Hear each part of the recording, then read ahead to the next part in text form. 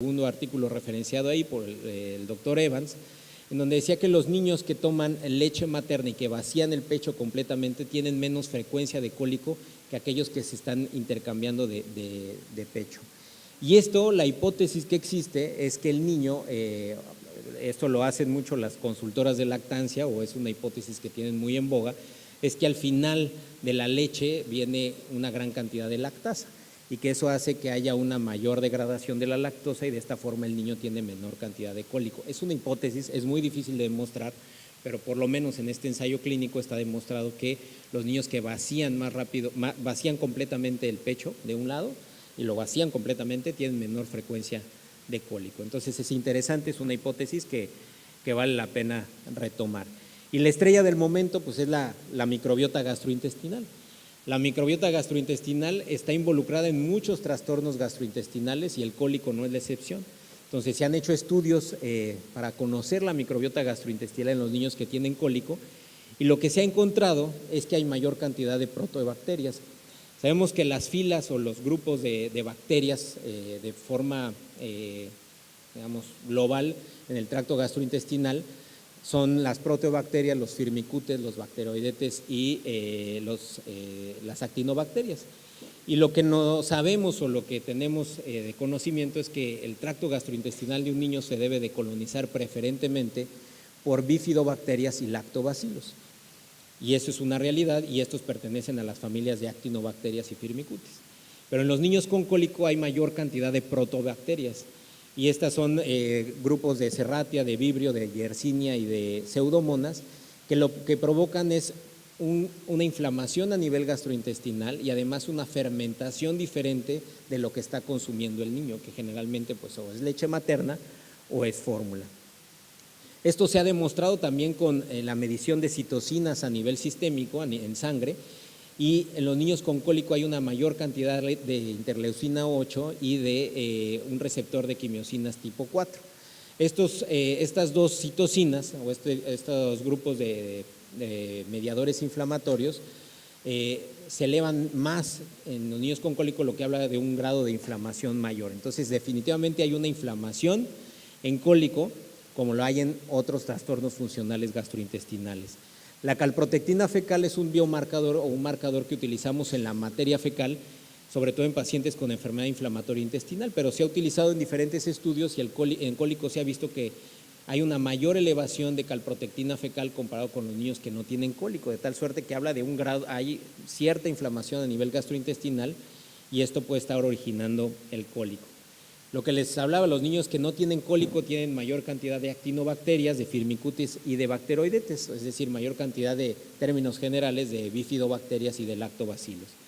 Y hay estudios en Egipto que hablan de una mayor colonización de Helicobacter pylori en los niños que tienen cólico. Digo, esto es algo un poquito complejo de trasladar, sobre todo por las nuevas guías de Helicobacter pylori que necesitamos forzosamente 2 pruebas invasivas y generalmente estos estudios lo hacen en materia fecal, pero es interesante saber que hay una colonización mayor de Helicobacter pylori. Entonces la pregunta sería ¿qué papel jugará el Helicobacter pylori en los niños con cólico? Esto es algo que se ha hecho en otros países y quizá a los que les interese mucho el Helicobacter pylori se podrían decantar hasta esta línea de investigación. Y este es un estudio que me parece muy interesante, ¿no? Que está de moda el trasplantar la materia fecal o la microbiota gastrointestinal de pacientes con determinadas enfermedades a ratas y ver qué comportamiento tienen las ratas o los ratones. Y lo que se ha encontrado en los niños con cólico, que se trasplanta la microbiota fecal a ratones, es que los ratones presentan mayor actividad en la electromiografía y tienen conductas relacionadas a dolor. Entonces, la microbiota gastrointestinal del niño con cólico generalmente va a despertar una reacción en los niños en los ratones. Y bueno, sabemos que hay estudios en otras patologías como depresión y ansiedad en donde también se despiertan estas conductas cuando se trasplanta la microbiota fecal del paciente que tiene determinada patología a los ratones.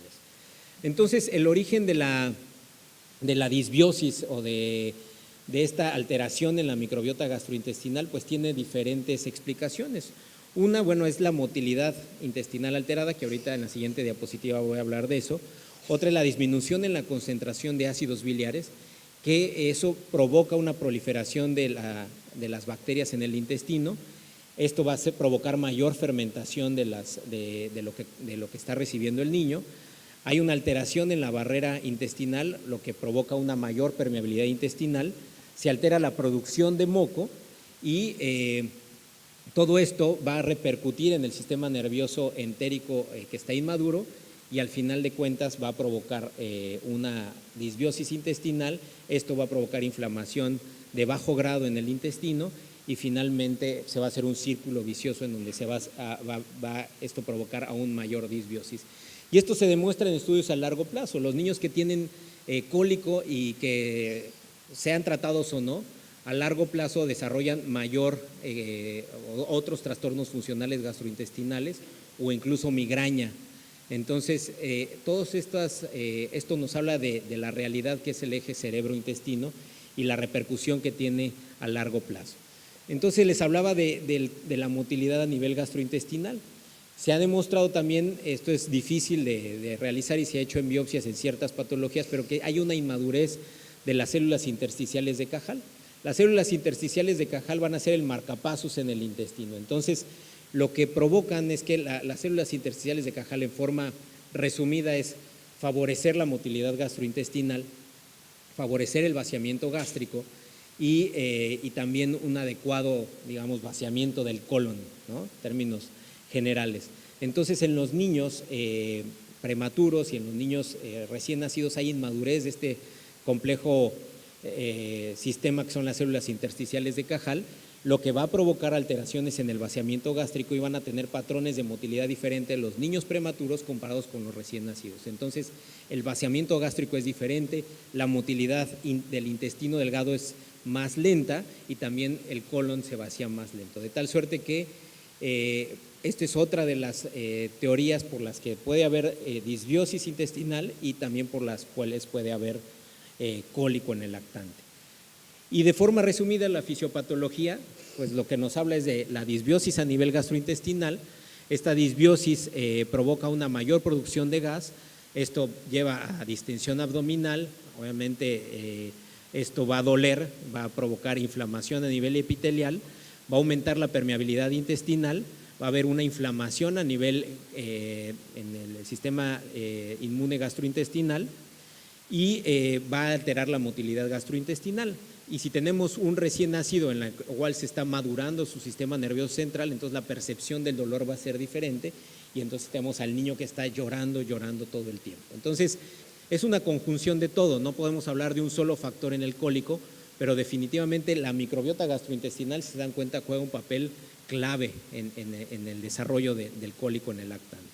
Los signos de alarma los conocemos todos, que es el llanto intenso después de los 4 meses, el niño que tiene 6, 7 meses y que sigue llorando mucho, bueno, ese niño tiene otra cosa, que tenga otras manifestaciones gastrointestinales como regurgitaciones frecuentes y en gran parte de las tomas, vómito incluso, diarrea o pérdida de peso, sangrado de tubo digestivo también definitivamente, pérdida de peso o que el niño no gane peso de forma adecuada, historia familiar de migraña generalmente por las consecuencias que puede haber a largo plazo, ingestión de drogas durante el embarazo, fiebre, como habíamos mencionado, o algún dato de enfermedad en general, o depresión de los padres. Y esto es muy importante, este último punto es muy importante, porque sobre todo la mamá que se deprime o que persiste con depresión, sabemos que después de que nace el bebé puede haber esta depresión transitoria, pero que sigue con estos trastornos del humor,